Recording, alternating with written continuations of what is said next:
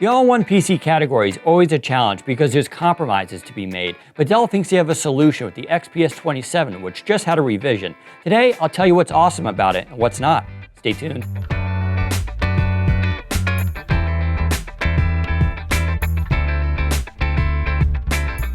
There are two hallmark features when we talk about the XPS 27. One is obviously that 27-inch display. It is 4K, near bezel-less. Actually, those bezels are thinner than the Surface Studio, so kudos to Dell for making that happen. But there's also the 10-speaker sound system, which hangs just below it.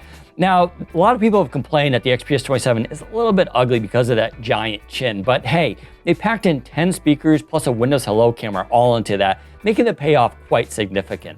Let's talk a little bit about that display. Obviously, it's 4K, 3840 by 2160, and it comes in two versions. There's a non-touch and touch. I happen to have the touch version here, and it's pretty awesome.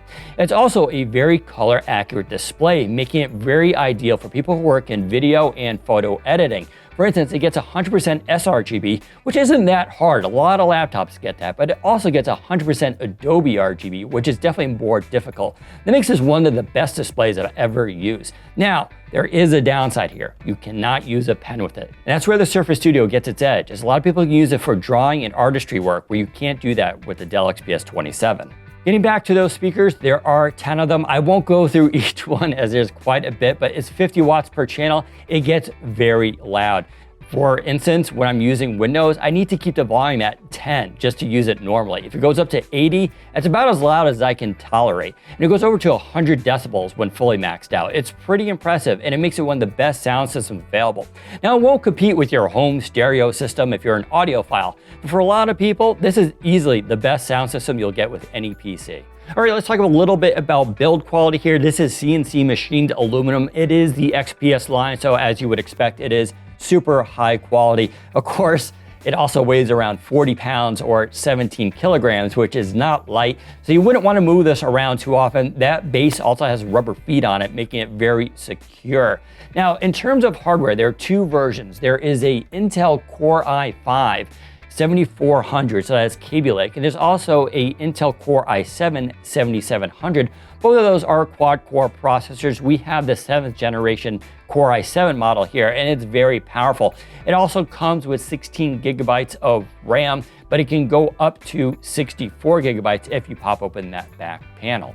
For display graphics, you get two options as well. There are, of course, the Intel HD Graphics 630, which isn't that powerful. You'll get that with the Core i5 version, and that's it. Stepping up, though, to the Core i7 model, you get the new AMD RX 570 with 8 gigabytes of GDDR5 video memory. And that's a very impressive video card. That's actually a big step up from the previous generation, and it almost doubles the frame rate. For instance, when we're playing Gears of War 4, we used to get around 40 frames per second on medium settings at full HD. That now goes over to 90 frames per second. That's a huge improvement. That also means this desktop is now VR compatible with HTC Vive and Oculus Rift, and of course, Windows 10 Mixed Reality Ultra. So that's a really impressive setup right there.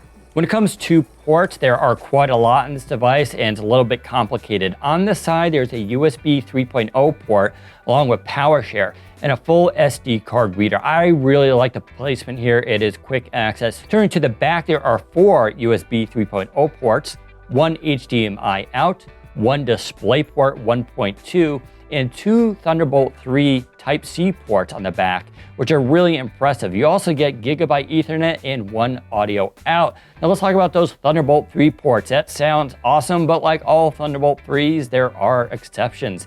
So you cannot use an eGPU with this, such as the Razer Core. I tried it myself, and it says it's not supported. Now that could be part of the driver and firmware that's related to the Thunderbolt 3 hardware, and that may be updated in the future, but as of right now, it does not work. Also, as far as I know, this device cannot be used as a dummy display. So if you connect up a laptop to it via HDMI or Type-C, it does not project automatically. So those ports are only output and not input.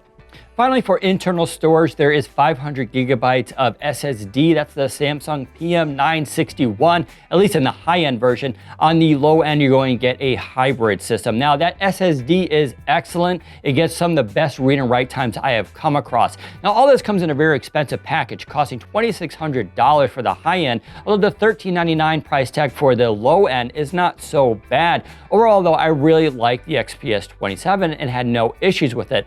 There are a few things I didn't care for. For instance, the ports on the back were hard to access, but once you've used it and set it up, you're pretty much good to go. You also can't use a pen with this device. So for some people, that's going to be a bummer. That's where the Surface Studio obviously gets the leg up. So who is this device for? I really think if you do photo or video editing, this is an excellent choice. That GPU is going to help you out a whole lot. It's also good for people who like to watch and consume media or who need a really good sound system. And don't forget, you can do some gaming with this. I wouldn't qualify this as a gaming PC, but you can definitely do some first-person shooters here and get a solid experience. So if you have the cash and you're tight on space, I highly recommend the XPS 27. So there's a quick overview, the Dell XPS 27, which is now available. If you want my full review, make sure you head to Windows Central, where I have deep dives into benchmarks and more information about this device. If you like this video, give us a thumbs up and don't forget to subscribe. Thanks for watching. Take care, everybody.